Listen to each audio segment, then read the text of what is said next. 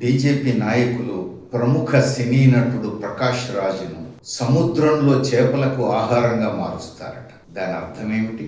అంతేకాదు, రాహుల్ గాంధీ కుటుంబానికి బాబ్రీ మసీదుకు పట్టిన గతే పడుతుందట.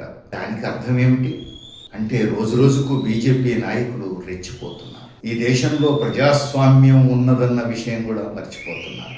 ప్రజాస్వామ్య వ్యవస్థ ఇక్కడ బతికి బట్ట కట్టనిచ్చే పరిస్థితి ఈరోజు కనిపించట్లేదు. ఎందుకు ఇంత రెచ్చిపోతున్నారు? ఢిల్లీలో జంతర్ మంతర్ దగ్గర యువత ప్రతిఘటన, ఆ తర్వాత ధర్మేంద్ర ప్రధాన్ రాజీనామా చేయక తప్పని పరిస్థితి రావటం బీజేపీ నాయకులకు మింగుడు పడట్లేదు. మోడీ ప్రభుత్వం దిగిరాక తప్పని స్థితి వాళ్లకు జీర్ణం కావట్లేదు. మరి ఇప్పుడు ఏం చేయాలి? తప్పును సరిదిద్దుకోవాల్సింది పోయి, తమ ప్రభుత్వం చేసినటువంటి పాపాన్ని దిద్దుకోవాల్సింది పోయి ఇప్పుడు ఫ్రస్ట్రేషన్లో రెచ్చిపోతున్నారు. కర్ణాటకలో బీజేపీ నుంచి ఎమ్మెల్యేగా ఎన్నికైనటువంటి యశ్పాల్ సువర్ణ ఆయన అడ్డగోలుగా మాట్లాడారు. ఈరోజు ఏమంటున్నారు ఆయన?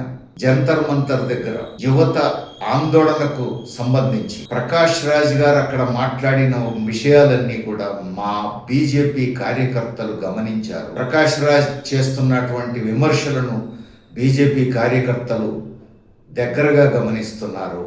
జాగ్రత్త, ప్రకాష్ రాజ్ని సముద్రంలో చేపలకు ఆహారంగా మారుస్తాం, ఇదే పద్ధతిలో ప్రకాష్ రాజ్ వ్యవహరిస్తే అంటున్నారు.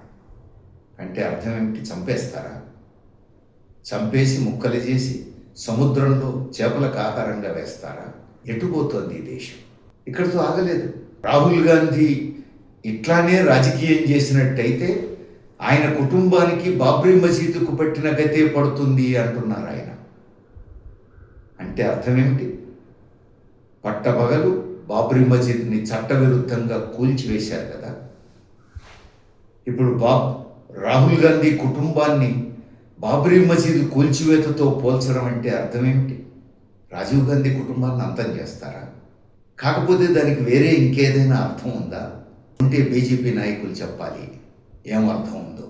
ఇంతటి అమానుషమైనటువంటి పద్ధతుల్లో బీజేపీ నాయకులు బహిరంగంగా మాట్లాడడం మొదలుపెట్టారంటే రానున్న రోజుల్లో ప్రజాస్వామ్యానికి రాబోతున్న ప్రమాదాన్ని ఇవన్నీ సూచిస్తున్నాయి. వీటికి ముందే గత డిసెంబర్లోనే ముంబైలో ఒక ఘటన జరిగింది.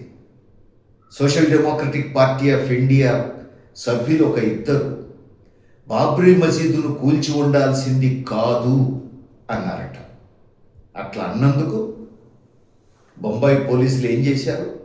వారిద్దరిని నగర బహిష్కరణ చేశారు 1 సంవత్సరం పాటు. ఎందుకంటే బాబ్రీ మసీదును కూల్చివేసి ఉండాల్సింది కాదు అనే మాట దేశ వ్యతిరేక చర్య అవుతుంది అట. అది దేశ వ్యతిరేక చర్య అవుతుందని ముంబై పోలీసులు భావించి వారిద్దరిని 1 సంవత్సరం పాటు నగర బహిష్కరణ చేశారు. సంతోషించదగిన పరిణామం ఏమిటంటే ఈరోజు బొంబాయి హైకోర్టు ఆ నగర బహిష్కరణను రద్దు చేసింది. పోలీసుల చర్యను తప్పుపట్టింది. పోలీసుల చర్య పట్ల అసహనం వ్యక్తం చేసింది. బాబ్రీ మసీదును కూల్చివేసి ఉండాల్సింది కాదు అనేది వాళ్ళిద్దరి అభిప్రాయం. ప్రజాస్వామ్యంలో ఎవరి అభిప్రాయాలు వాళ్ళకు ఉంటాయి. వారిద్దరు ఆ అభిప్రాయం చెప్పినందుకు అది దేశ వ్యతిరేక చర్య కింద పరిగణించి వారిద్దరిని పోలీసులు నగర బహిష్కరణ చేయడం ఏమిటి అని హైకోర్టు ప్రశ్నించింది. ఇంకా మన దేశంలో న్యాయ వ్యవస్థ బతికే ఉందన్న విశ్వాసం ఈరోజు ప్రజలకు కలగడానికి ఈ తీర్పు ఉపయోగపడుతుంది. అంటే పోలీసులు డైరెక్ట్గా నగర బహిష్కరణకే తెగబడ్డారు అని అంటే సుమారు 8 మాసాల పాటు కోర్టు విచారణ జరిగి ఇప్పుడు తీర్పునివ్వాల్సి వచ్చింది అని అంటే ఏడాది కాలం పాటు నగరం నుంచి బహిష్కరించడం అంటే అందులో 8 మాసాలు నగర బహిష్కరణ గురై ఉన్నారు. ఎటుపోతున్నాం అంటే బీజేపీ క్రమంగా ఈ దేశంలో ఉన్న ప్రజాస్వామ్య మూలాలను బతకనిచ్చే పరిస్థితి లేదన్నమాట.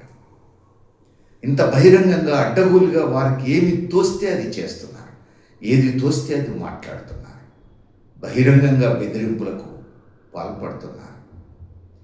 ప్రకాష్ రాజ్ లాంటి ఒక సెలబ్రిటీకే ఇంత బహిరంగ హెచ్చరికలు వస్తే దేశంలో ప్రతిపక్ష నాయకుడికే ఇంత బహిరంగ బెదిరింపులు వస్తే సాధారణ పౌరుల సంగతి ఏమిటి?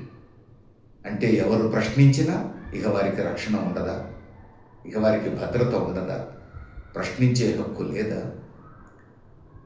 బీజేపీని ఎన్నుకున్నందుకు, యూనియన్ గవర్నమెంట్ను బీజేపీ చేతిలో పెట్టినందుకు ఇంకా ఈ దేశంలో ప్రజలెవరూ వారిని ప్రశ్నించడానికి వీల్లేదనే పద్ధతుల్లో నియంతృత్వ పోకడలు ప్రభుత్వం పోతోంది.